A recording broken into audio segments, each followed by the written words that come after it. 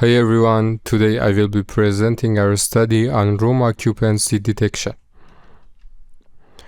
We will cover the introduction, exploratory data analysis, data preparation, our methodology, and summarize our findings. Our motivation is driven by studies showing that accurate occupancy detection can reduce energy usage by up to 42%.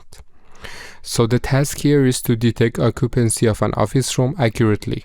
This can have various applications, such as providing energy efficiency via occupancy detection, security and occupant behavior analysis, privacy-friendly occupant detection system.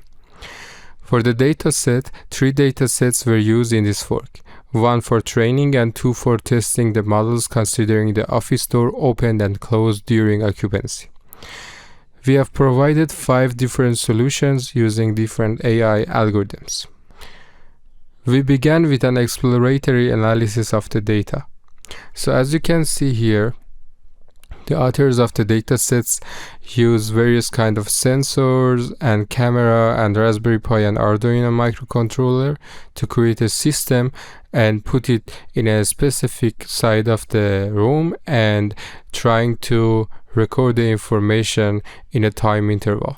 So the data we are dealing here with is a time series data.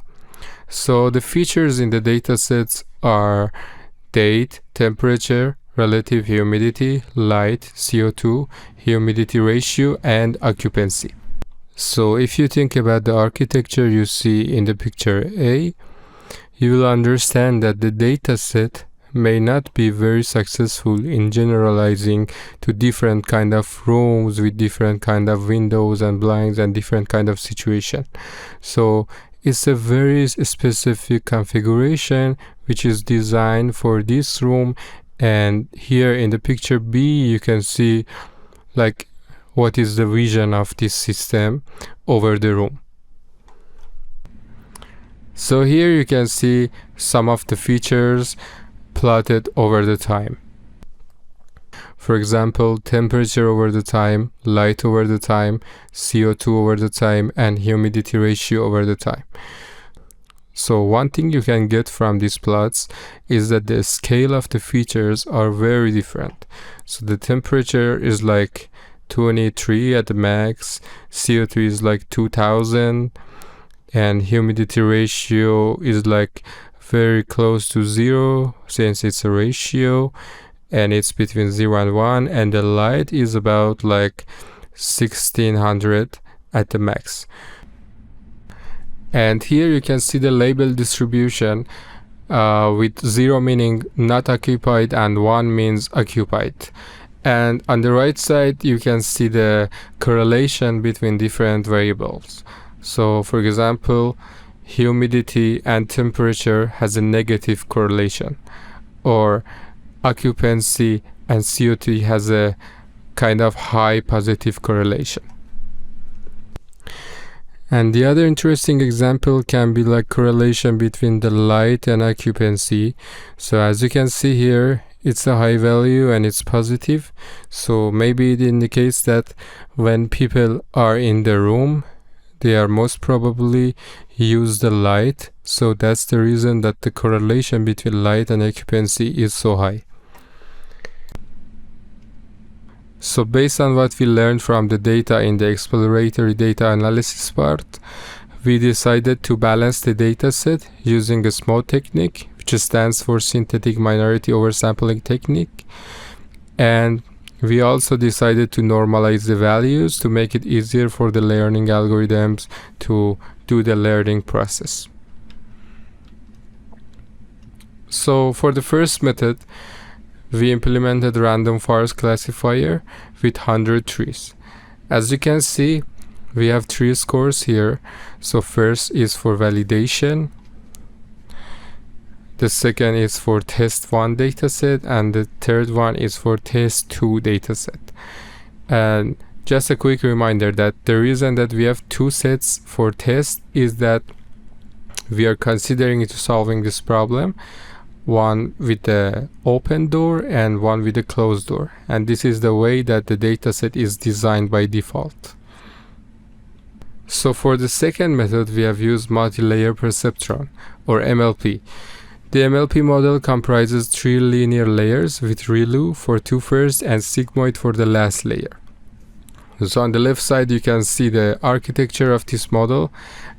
The first layer transforms the input into a 10-dimensional space, processed further by subsequent layers to enhance nonlinear relation. The first layer transforms the input into a 10-dimensional space, processed further by subsequent layers to enhance nonlinear relationships and prevent overfitting. The final output is passed through a sigmoid activation to yield a probability indicating class membership. In total, the model is compact with only 181 trainable parameters, making it highly efficient yet effective for a small-scale binary classification problem like the one we have. And on the right side, you can see the model loss and model accuracy of the training and validation. The third method that we have tried is convolutional neural network, or CNN. And the model comprises of various kind of layers such as COM 1D, max pool 1D, dropout, and linear. And on the right side, you can see the training and validation, accuracy, and loss. So as you can see, the model can fit perfectly on the validation and training set as well. And here are the results we got for the test 1 and test 2 sets. So for the test 1, we got 93% accuracy, and for the test 2, we got 94% accuracy. And the results we got for test 1 and test 2 datasets are 97 and 95% respectively. So for the last model, we tried transformer model, which contains a decoder and an encoder. The encoder has 3 transformer encoder layers, and the decoder has 6 transformer decoder layers. Both encoder and decoder utilize multi-head attention to capture dependencies, and it has about 34 million parameters. And for the test 1 and test 2 datasets, we got 97 and 98% accuracy respectively. In summary, this project utilizes a dataset to predict room occupancy. Database classes were imbalanced, so we used mode to turn it into a balanced dataset. The dataset uses environmental observations such as temperature, humidity, and CO2 level for this task. This system can accurately detect the presence of occupants without using a camera due to privacy concerns. And lastly, we have developed and tested 5 different models for this problem, which all of them look promising. And here are the references. Thank you, everyone.